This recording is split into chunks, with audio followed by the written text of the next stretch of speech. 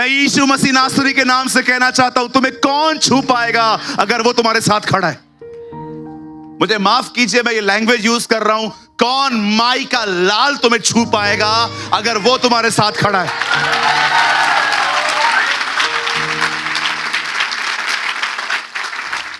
दाऊद कहता है, शहर में बाढ़ आएगी परंतु पानी तुम्हारे घरों तक नहीं पहुंचेगा। कौन तुम्हें कुछ कर पाएगा? आपको पता है हमारी बाइबल क्या कहती है? जो परम प्रधान के छाए हुए स्थान में बैठा रहे वो सर्वशक्तिमान की छाया में टिकाना पाएगा। मैं प्रभु के विषय में कहूंगा, वो मेरा दृढ़ गढ़ है, वो मेरा परमेश्वर है। मेरे दाहिनी और 1000 गिरेंगे, मेरे बाएं और 10,000 गिरेंगे, परंतु मौत मुझे छू न पाएगी। न मैं मरीज से मरूंगा, न मैं बीमारियों से मरूंगा, क्योंकि परमेश्वर मेरे साथ है।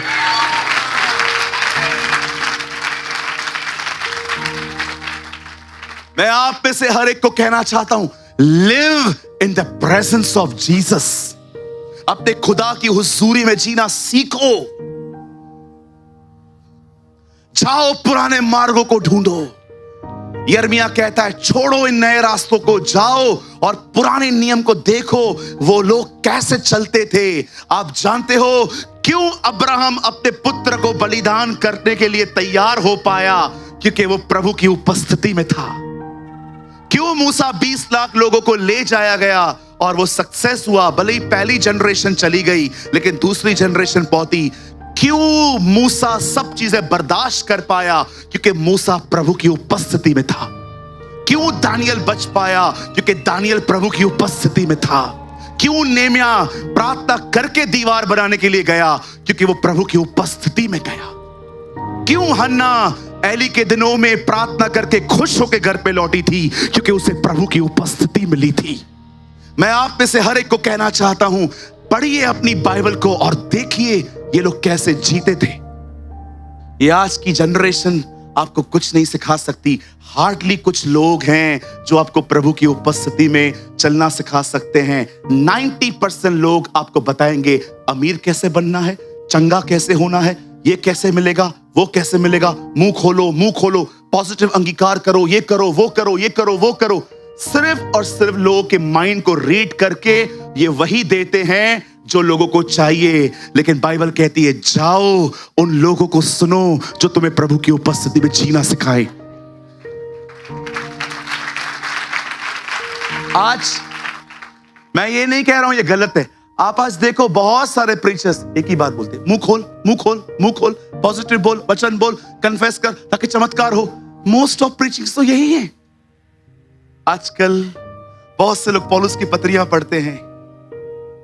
उस प्रभु के दास ने लिखा, मैं मानता हूं पौलुस ने ये सारी बातें कही हैं कि जो तुम्हें चाहिए वो अंगीकार करो, पर कितने लोग हैं जो प्रकाशित वाक्य की 7 कलीसियाओं की पत्रियां पढ़ते हैं।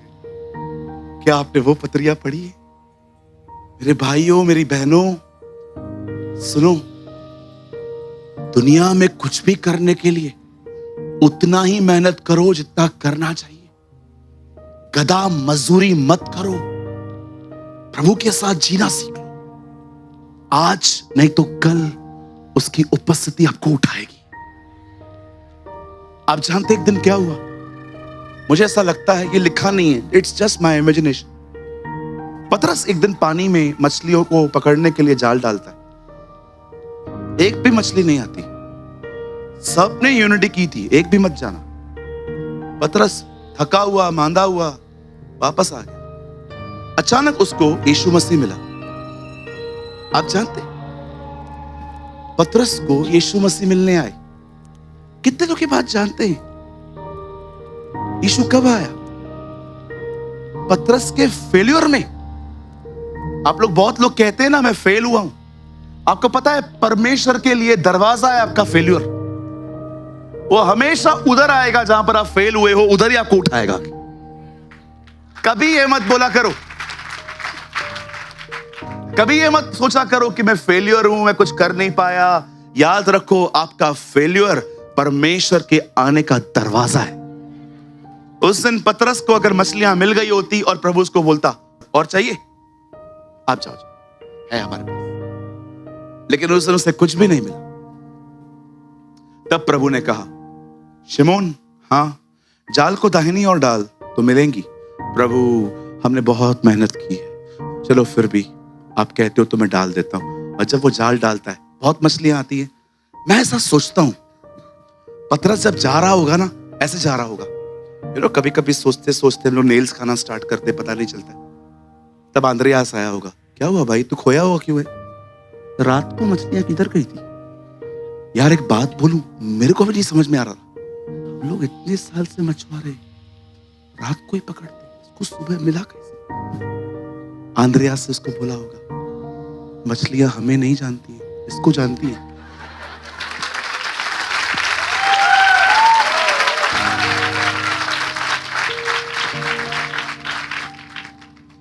मैं आप में से हर एक को कहना चाहता हूं, अपना चतुराई बंद कर, डेढ़ सयानापन बंद कर अपना। अभी भाई सीधा बन, उसकी उपस्थिति ढूंढ। तू हर जगह आशीषित होगा, तू हर जगह ब्लेस्ड होगा। मेरी बहनों, मैं आप में से हर एक को कहना चाहता हूं, सिर्फ कुकिंग में माहिर मत बनो। भैया मैं मच्छी अच्छा बना लेती हूं, अच्छा बनाओ, उससे भी पहले उसको ढूंढो। विश्वास करो, अगर वो तुम्हारे साथ है और तुम उसके साथ हो ना, बगैर यूट्यूब के तुम डिश बनाओगे। वो तुमको गाइड करेगा। अरे उसके हाथ से जो मछलियां बनी थी, 6000 लोग का माइंड चेंज हो गया था। आपने देखा था 5000 लोग थे, यीशु के वचन सुनने के लिए आए थे। मछली खाने के बाद यीशु कहता है, अब क्या कर रहे हो? मुझे पता है अब तुम लोग क्यों आए हो। अब तुम वचन के लिए नहीं आए हो, अब तुम खाना खाने के लिए आए हो।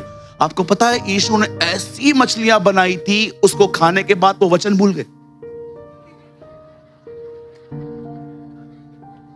तब यीशु ने उनको कहा, नाशवान भोजन के लिए मेहनत मत करो, उस भोजन के लिए मेहनत करो जो तुम्हें खुदा देगा। जीवन की रोटी मैं हूं।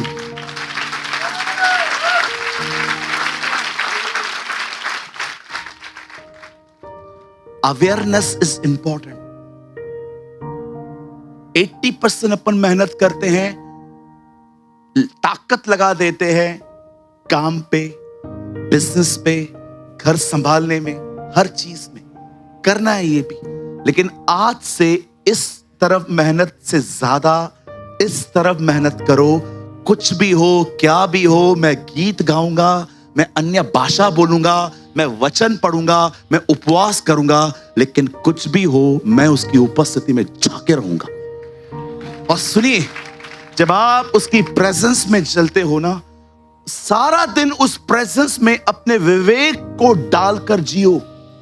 आप रास्ते से जा रहे थे, उसकी उपस्थिति में सडनली सामने एक्सीडेंट हो गया, 2 लोग एक दूसरे को मारने लग गए और आप गाड़ी साइड में लगा के देख रहे हो, अब बाहर आ गए।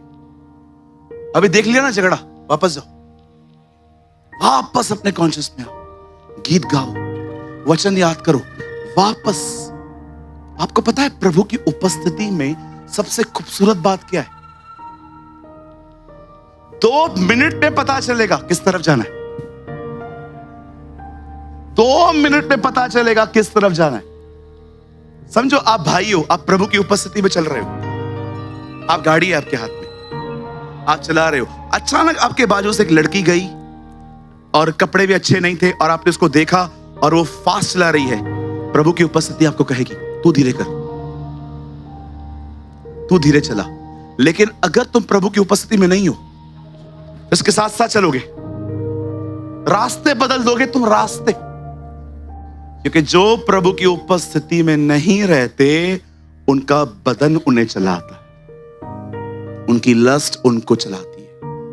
लेकिन जब तुम खुदा की हुजूरी में रहते हो ना, वो तुम्हें कदम कदम पे बताता है। इसलिए मूसा ने कहा था, तू चले तो हम भी चलेंगे, तू न चले हम भी नहीं चलेंगे। एक टाइम पे मूसा ने इस्राएलियों के लिए खुदा से ये कहा था, प्रभु ने कहा तुम चलो, आगे चलो। मूसा ने कहा तू चलेगा तो हम चलेंगे, तू नहीं चलेगा हमको भी नहीं चलना। मूसा जानता था प्रभु की उपस्थिति कभी भी गलत जगह पे लीड नहीं करेगी। He knows।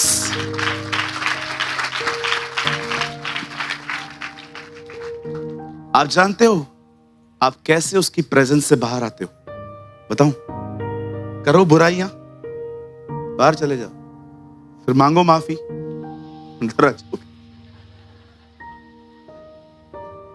क्यों टाइम पास कर रहे हो? 2 माला चढ़ रहे हो, फिर नीचे उतर रहे हो, 2 माला चढ़ रहे हो। चढ़ते जाओ यार, चढ़ते जाओ। रन, चढ़ते जाओ। इतना उसकी उपस्थिति में जियो, इतना उसकी प्रेजेंस में जियो। मैं आपको सच कहता हूं, आपको किसी को मस्का मारने की जरूरत नहीं पड़ेगी।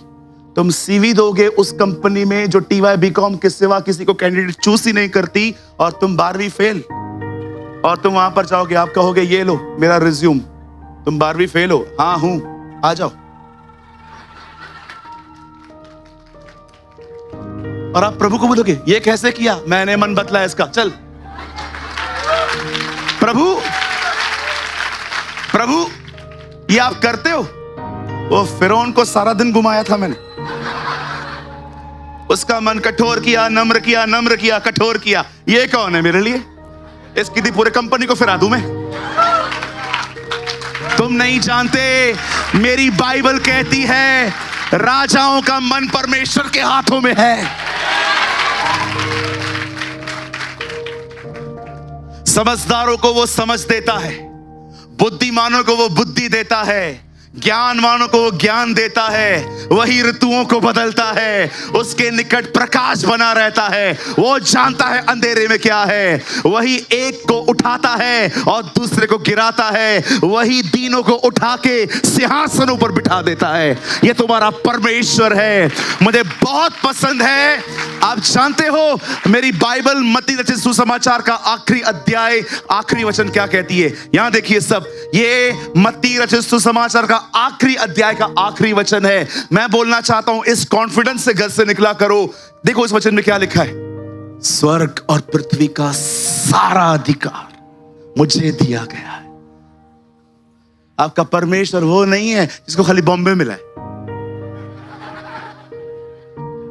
सब उसका है, सब उसका है। आपका परमेश्वर वो नहीं है जो कहता है बोरीवली मेरा है, नौकरी चाहिए ना, बोरीवली में इंटरव्यू देना। क्यों प्रभु? उधर मेरा राज्य है, नाला सोपारा में, उधर नहीं मिला है। तुम दुनिया के किसी भी कोने में चले जाओ, जहां पर मोबाइल नहीं चलता ना, उधर उसका नेटवर्क है।